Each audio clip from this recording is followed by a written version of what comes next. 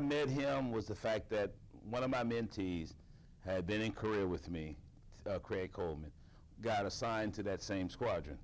So Craig and I'll say Ted. Craig and Ted were always together. Okay, when you saw one, you saw the other because they ran the orderly room for that whole squadron. They had a humongous squadron.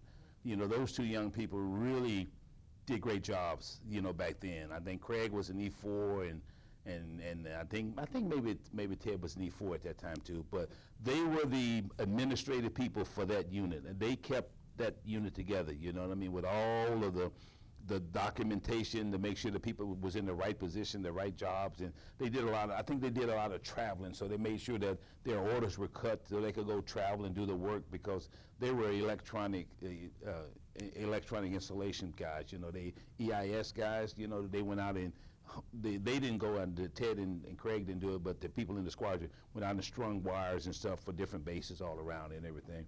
So met him at that time, stayed in touch with him during that period of time until I retired. Craig went back to Korea after about a year and a half, 2 years at Norton, and then I separated. I retired from the military and went to work and moved around and did my thing. And when I decided to go back to school and get my master's degree, I took the CBS and passed the CBS and became a substitute teacher. So I became a substitute teacher, and one of the schools that I went to was Ramon Alessandro, which is over here in the west side of San Bernardino. And who's the principal at Ramon Alessandro? Ted Alejandre, you know what I mean? Here I go, back around again, back to him again, you know what I mean? So, and then in 1991, 92, you know, I think under Barry Pulliam, you know, the county schools came up with this Triple E, and who was working the Triple E? Barbara Alejandre. Never knew, never put the two together.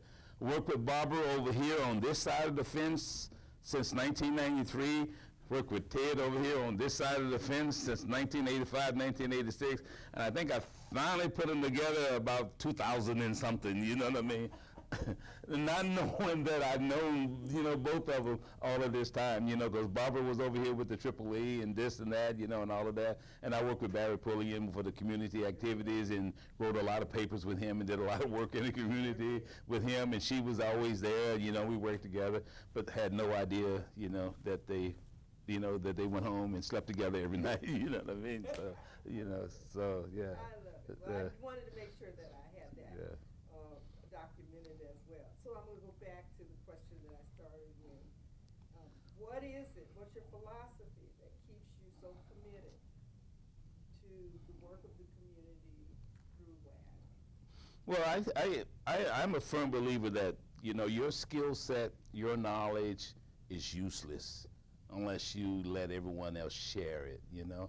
When I die, if I have not told anyone what I can do or what I could do and help them to learn a little bit, then, you know, my time here was just really kind of useless, you know what I mean?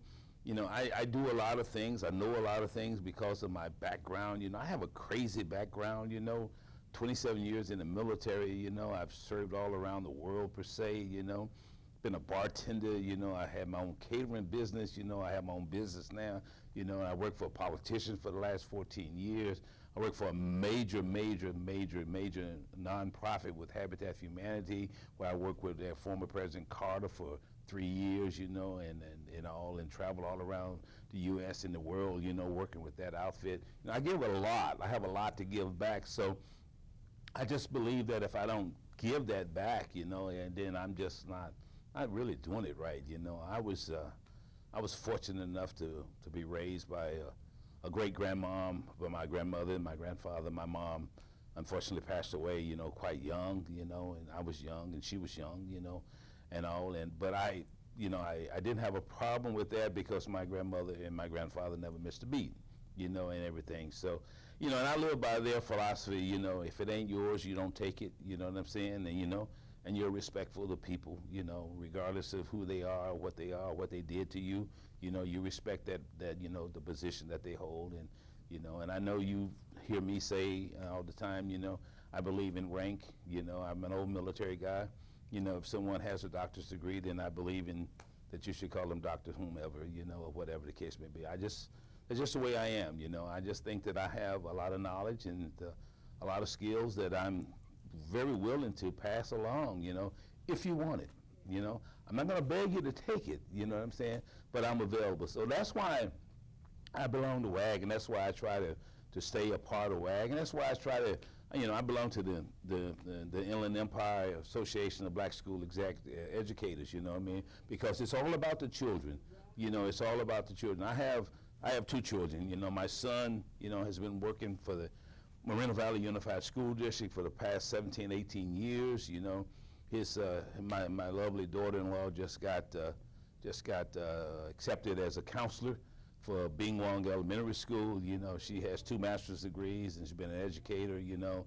My granddaughter, his daughter, is a freshman at Georgetown, you know, in D.C., and my son, my 8-year-old grandson, you know, is working up at OLA, you know, Our Lady of Assumption School up in the north end of town.